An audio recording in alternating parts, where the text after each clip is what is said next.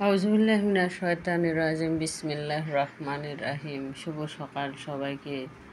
সূরা ফুরকান আয়াত ৭। আর বাজারেও গমন করে তার কাছে কোনো ফেরেশতার নাজিল হলো না কেন, যে তার সাথে সাথে সতর্ককারী রূপে থাকত, অথবা তাকে কোনো ধন ভাণ্ডার প্রদান করত, অথবা তার এমন একটি বাগান থাকত যা হতে সে আহার করত। জালিমেরা আরও বলে, তোমরা তো এক জাদুগ্রস্ত ব্যক্তিতেই মানছ। আপনি দেখুন তারা আপনার উপমা কি প্রদান করে। তারা ভ্রান্তিতে নিমজ্জিত, তারা পথ পাবে না। মহান তিনি, যিনি যদি ইচ্ছা করতেন তবে আপনাকে এর চেয়ে উত্তম উদ্যান প্রদান করতে পারতেন, যার পাশে ঝর্ণা প্রবাহিত, আরও দিতে পারেন প্রাসাদসমূহ। কিন্তু তারা কিয়ামতকে অবিশ্বাস করে, আর আমি কিয়ামত অস্বীকারীর জন্য অগ্নিশিখা তৈরি করে রেখেছি।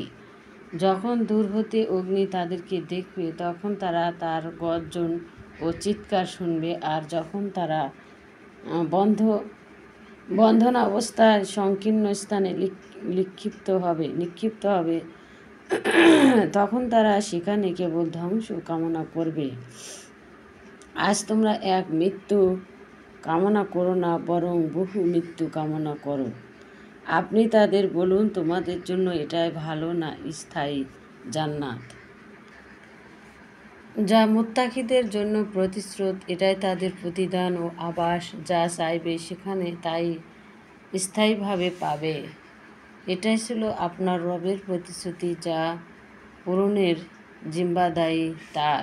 ওই দিন তিনি তাদেরকে ও আল্লাহ ছাড়া যারা তাদের উপাস্য ছিল তাদেরকে একত্র করে বলবেন, তোমরাই কি এই বান্দাদেরকে বিভ্রান্ত করেছিলে না তারাই ভ্রান্ত? তারা বলবে, পবিত্র তুমি।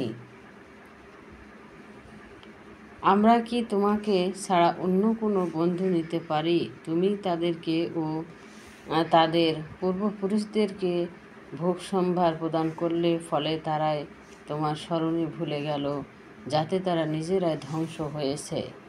তারা তোমাদের সকল কথা মিথ্যা প্রতিপন্ন করেছে, ফলে তোমরা না ঠেকাতে পারো আর না সাহায্য পাবে। অত্যাচারীকে বড় আযাব ভোগাবো, এবং ইতিপূর্বে যত রাসূল পাঠিয়েছি তারা সবাই অবশ্যই খাদ্য গ্রহণ করত, বাজারেও যেত, আর তোমাদের এককে আমি অন্যের জন্য সৃষ্টি করেছি। তোমরা ধৈর্য ধরবে কি? আর তোমার রব সব কিছু অবলম্বন করবেন।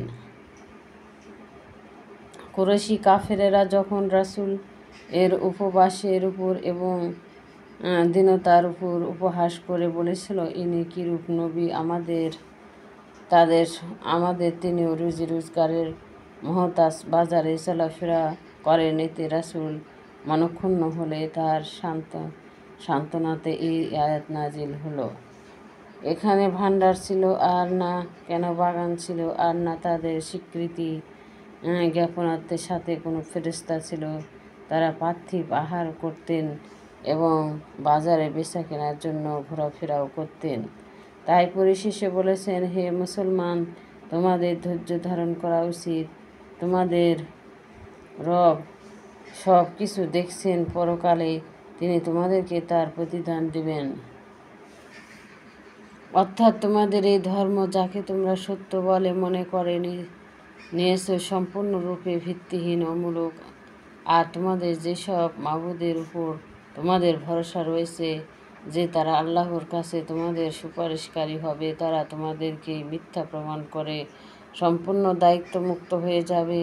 তোমরা তোমাদের মাবুদেরকে যা কিছু ভেবে নিয়েছ তা নিজেদের ধারণা মতোই করেছ। তাদের কেউ তোমাদেরকে বলেনি, তোমরা তাদেরকে এভাবে মানো। এভাবে আমাদের উদ্দেশ্য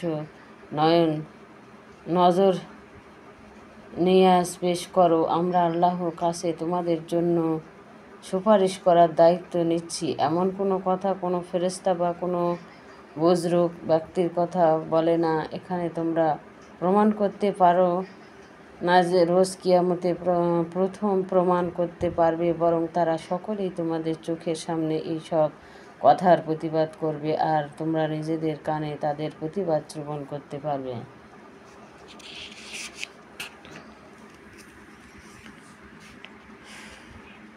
বহু জনপদের কথা যাদেরকে আমি ধ্বংস করেছি, আমি এদের প্রত্যেকের জন্য দৃষ্টান্ত রাখলাম, তাদের প্রত্যেককে পূর্ণ ধ্বংস করলাম, আর নিশ্চয়ই তারা সে গ্রাম দিয়ে গমনাগমন করে যেখানে অশুভ বর্ষণ করেছিল।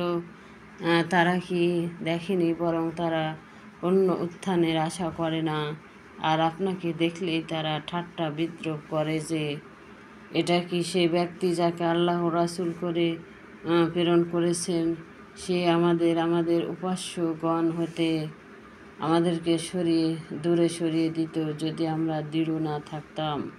তারা যখন অচিরে শাস্তি প্রত্যেক করবে, তখন জানবে কে পথভ্রান্ত। আমি কি তাকে দেখিনি যে প্রবৃত্তিতে স্বর্গীয় ইলাহু বানিয়েছে, তবুও কি তার কার্য নির্বাহ কবে হবেন? আপনি কি মনে করেন যে তাদের অধিকাংশ শুনে ও বোঝে? তারা তো একমাত্র চতুর্সম্পদ জন্তুর অনুরূপ, বরং তারা আরও উদ্ধম। আপনার রব কিভাবে ছায়া বিস্তার করেন আপনি কি দেখেননি? ইচ্ছা করলে তিনি স্থির রাখতে পারেন অনন্ত সূর্য